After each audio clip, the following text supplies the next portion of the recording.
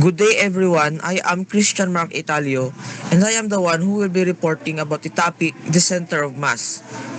So next slide please. So first things first, let us define what is center of mass. The center of mass is a special point where if you could put all the mass of an object, it would balance perfectly. For a uniform object like a symmetrical plank, the center of mass is right at the middle. But for irregular shapes or uneven distributions, it can be a bit trickier to pinpoint. So if you have an object floating in space, the center of mass is the point where you could balance the whole thing in your finger without tipping it over. In more technical terms, it's the average position of all mass in an object. So next slide please.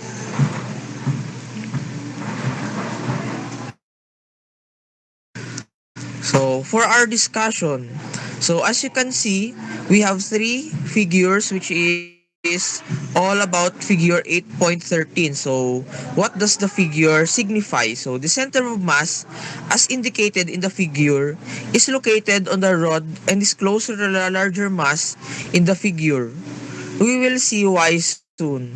If a single force is applied at some point on the rod that is above the center of mass, the system rotates clockwise as it translates through space. If the force is applied at a point on the rod below the center of mass, the system rotates counterclockwise.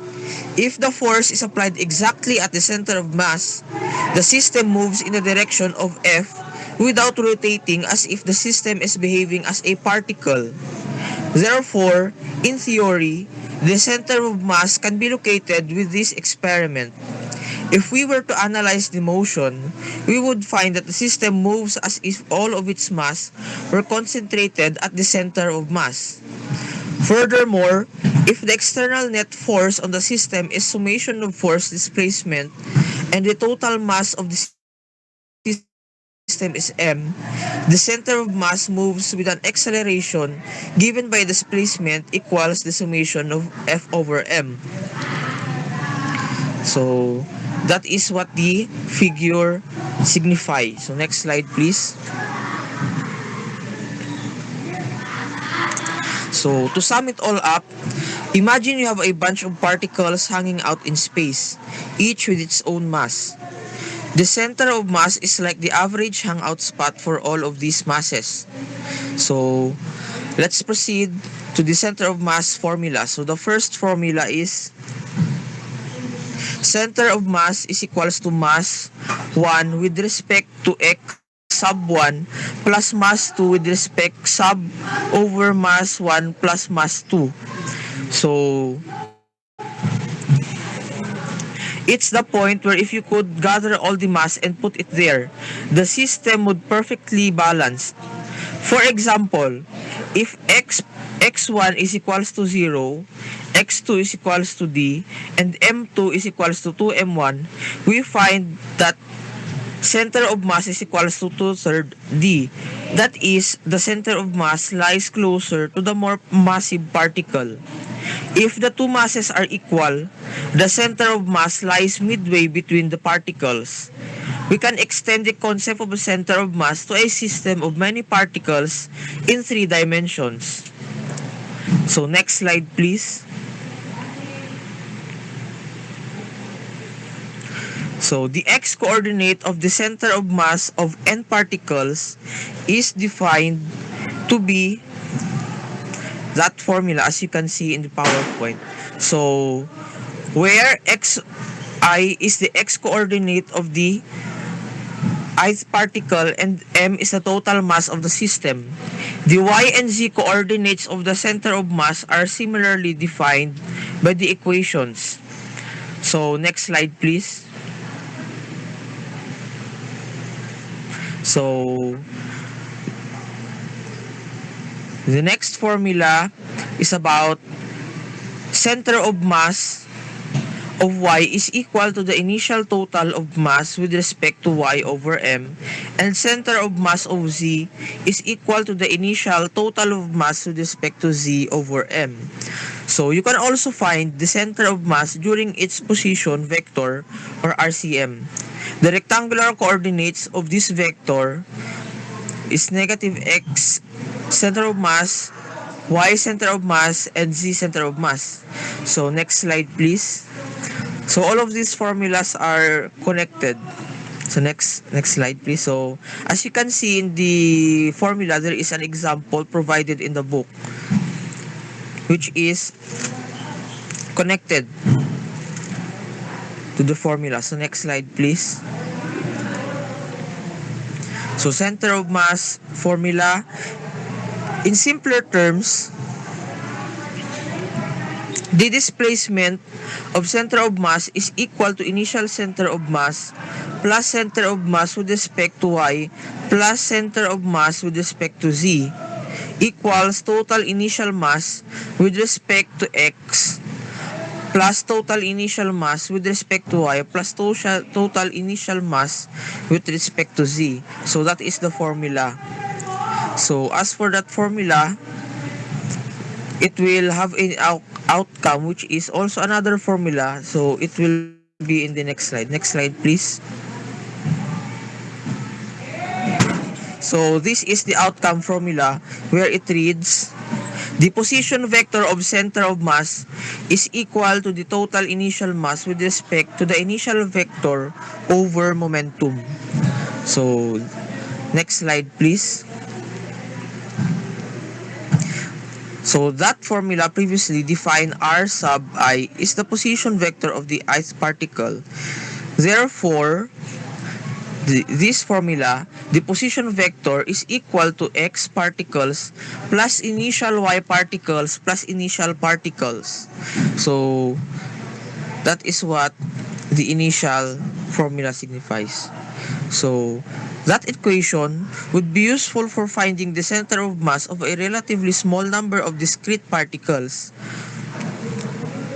Although locating the center of mass for an extended object is somewhat more cumbersome than locating the center of mass of a system of particles, this location is based on the same fundamental ideas. Now think of a big extended object, like a long rod or a sheet of material. Now, instead of trying to understand it all at once, we break it down into tiny pieces, like little particles spread across the object. We treat each of these tiny particles with mass or DMI and track their position. So essentially, we turn the whole object into a system of many small particles. The cool part is, we make these particles really small so that the model represents a continuous distribution of mass across the entire object. It's like looking at the object under a microscope, where it seems like a collection of countless tiny particles. So that is the definition, or that is how we use this formula. So next slide please. So this formula reads as the center of mass is equal to total initial x with respect to initial mass over momentum.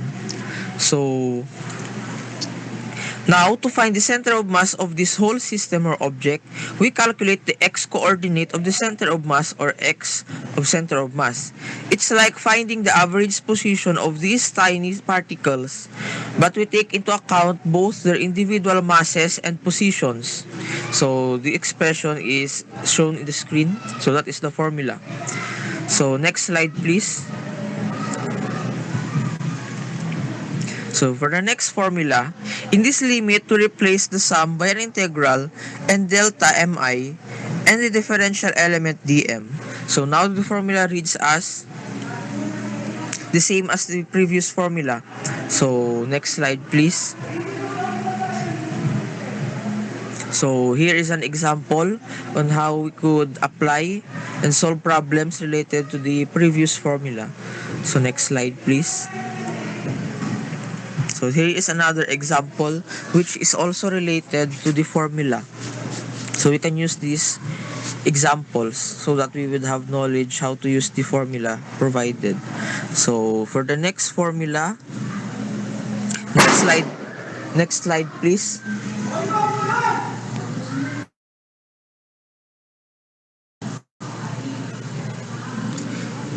So for the next formula, it depicts the center of mass of y axis is equals to 1 over momentum integral of y with respect to mass, and center of mass of z axis is equal to mass over momentum integral of z with respect to mass.